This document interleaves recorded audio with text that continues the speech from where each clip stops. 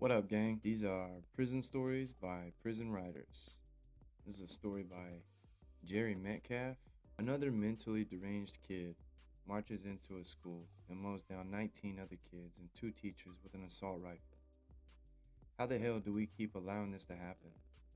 How many children must die before Congress tunes the fuck in, sets aside their partisan bullshit, and passes a law that forbids anyone under the age of 26 from purchasing a firearm? Sandy Hook, Parkland, Oxford.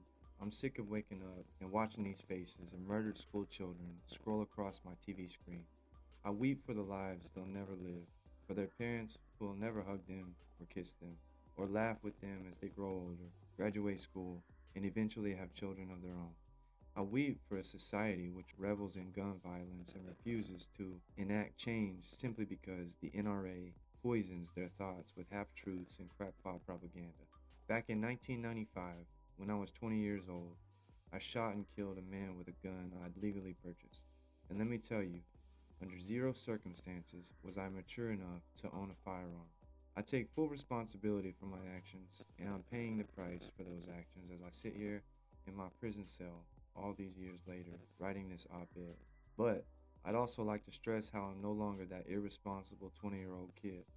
I understand the catastrophic devastation my actions caused to not only my victim and his family, but to my family and community as well. So with that in mind, I write in the hopes that my words reach the right ears and help enact positive change. People often say, guns don't kill people, people kill people. And I laugh at the absurdity of this argument. Surely such a catchphrase had to have been conjured up by a man or woman who has never shot another human being with a gun. Because having experienced the act and having lived with thousands of other men over the years who also have experienced the act, I can tell you with complete honesty and candor that guns do in fact kill people. Had I not possessed a gun on that night I committed my crime, I'd not have had the impulsive option to shoot my victim to death. Had I been forbidden from purchasing said gun at such a young age, I'd not have owned that gun to make such a rash decision. Please, America, wake up. Kids and young adults don't need firearms. How is it that the Uvalde, Texas shooter was too young to buy a pack of cigarettes or a bottle of beer, yet old enough to stroll into a gun shop or a gun show and purchase an assault rifle, ammunition, and a tactical vest? The most current science tells us that the juvenile brain doesn't reach maturity until somewhere around 26. Somehow, about our lawmakers act like the supposed mature adults they are and hike the age of gun purchase in the US to 26.